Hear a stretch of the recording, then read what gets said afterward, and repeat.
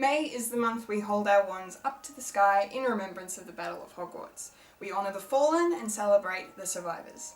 Each character is a testament to J.K. Rowling's brilliant creativity, so I felt it was time to honour that and celebrate the wonderful people within her wizarding world. This is your spoiler warning, however. I will be discussing major events that go down during the series. And with that, I'm Kendall Richardson, and these are my top 10 Harry Potter characters.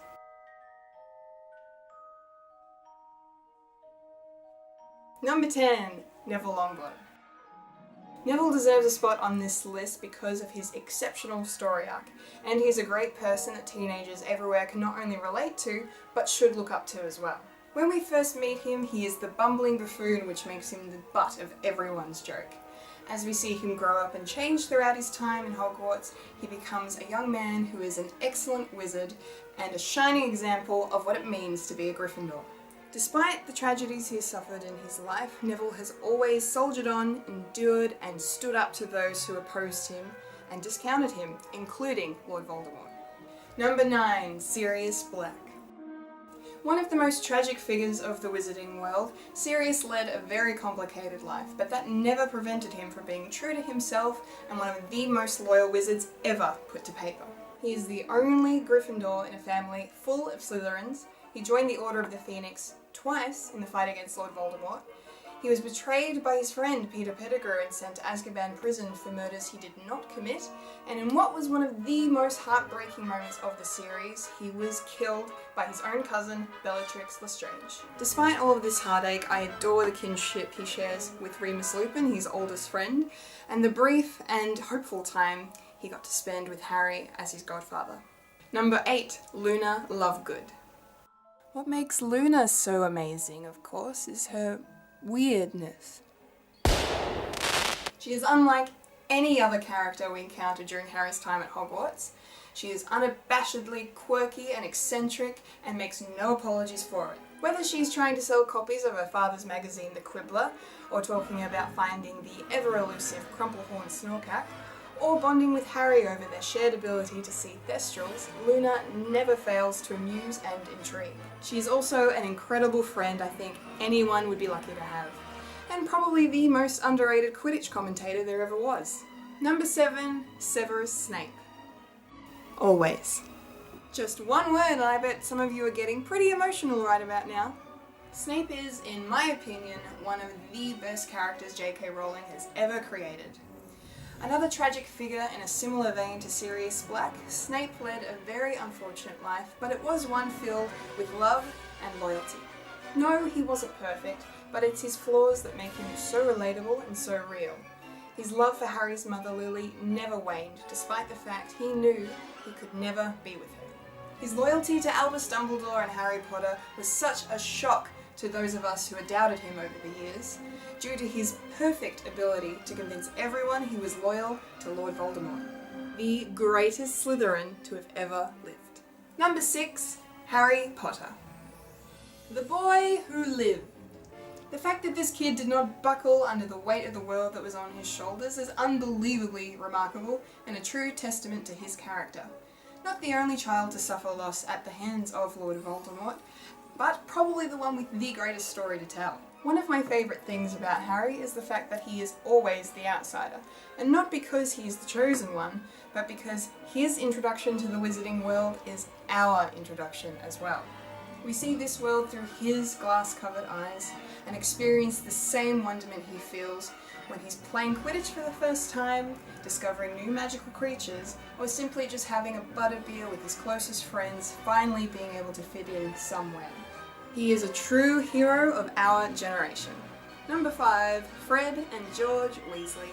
Yes, I know there are 2 of them, but you really cannot have one without the other. I don't care how the books end. Fred and George have provided us with so many laughs over the years, which is one of the reasons they are the best twins ever. Suck on that, Patils. Whether they were making fun of all of their siblings, especially Percy, or pulling pranks on just about everyone, which of course led them to opening up Weasley's Wizard Wheezes in Diagon Alley. One of my favourite moments, naturally, is when they decided to leave Hogwarts with a bang and rebelled against the evil Dolores Umbridge, making a fool of her in the process. and they grew all together, happily ever after, the end. Number 4, Rubeus Hagrid. There's no Hogwarts without you, Hagrid. Truer words were never spoken. With a heart as big as his towering figure, Hagrid has always been one of the most beloved characters in the Harry Potter universe. His love for magical creatures knows no bounds, no matter the size or potential threat of the creature, and one of his most proud moments was when he was appointed the Care of Magical Creatures Professor. He was also the first friend Harry ever had, and I've always adored the bond the two of them share. Number 3, Remus Lupin. Only the best defense against the dark arts teacher Hogwarts ever had. Lupin has been one of my favourites ever since I first read of him in The Prisoner of Azkaban. He's an exceptional mentor for Harry, teaching him how to produce a Patronus and going on to become an integral part of the Order of the Phoenix. Just like many of the other characters in the series, his story is not one without tragedy. Not only did he have to go through his life as a werewolf, but after his blissful marriage to Nymphadora Tonks and the birth of their only child Teddy, he, along with Tonks, were killed during the Battle of Hogwarts. A sad but heroic end to one of the greatest wizards that ever lived. Number 2, Ron Weasley. Ronald Weasley! If anyone makes me laugh more than his twin brothers, it's Ron. He always has a comical response to every situation he and the trio find themselves in. But despite that, he is a brilliant Gryffindor, even if he can be a little stubborn and cowardly at times. And while frustrating it can be, I mostly find his relationship with Hermione endearing. He always had the best intentions, even if they got muddled up with his cluelessness and constant bickering. When it came down to it all though, Ron proved himself to be a great man and a wizard, having earned the love of Hermione and maintained the trust and respect of Harry. Honourable mentions. With so many characters in the Harry Potter lexicon, it is impossible to do this list without any honourable mentions. So here are my 3. Number 3, Minerva McGonagall. Professor McGonagall is like one of those great teachers you had in high school. A good person with a kind heart who is strict exactly when she needs to be.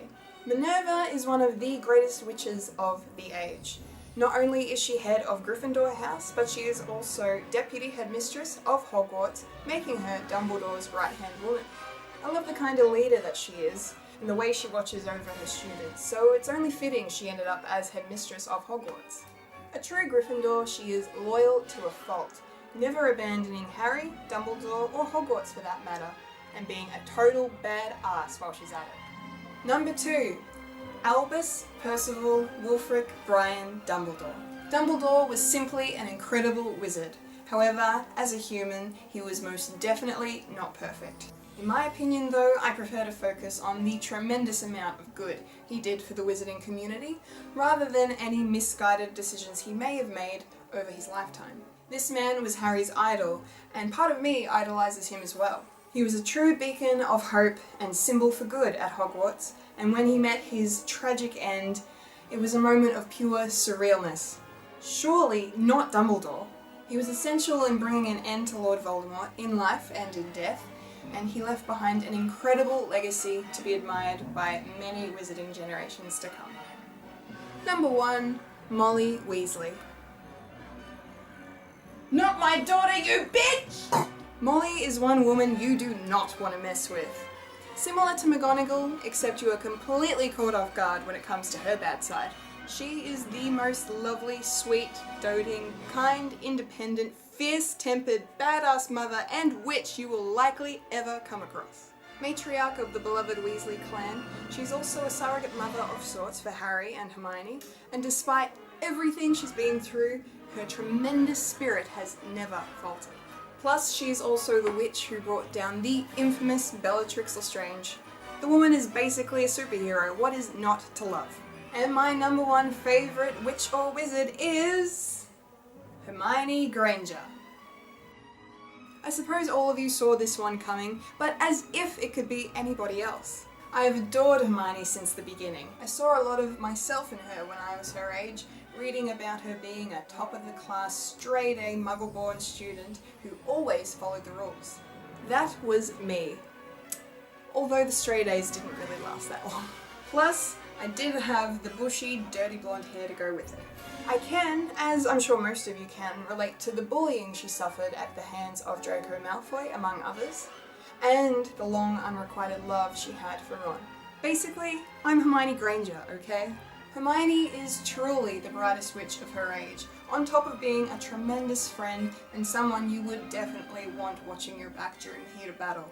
And she is definitely my favourite Harry Potter character ever. And there you have it, Muggles, my top 10 Harry Potter characters. Did I leave any out? Leave a comment below, and don't forget to like and subscribe for more videos like this one. I've been a Kendall Richardson, and you've just experienced collectible chaos. Mischief managed.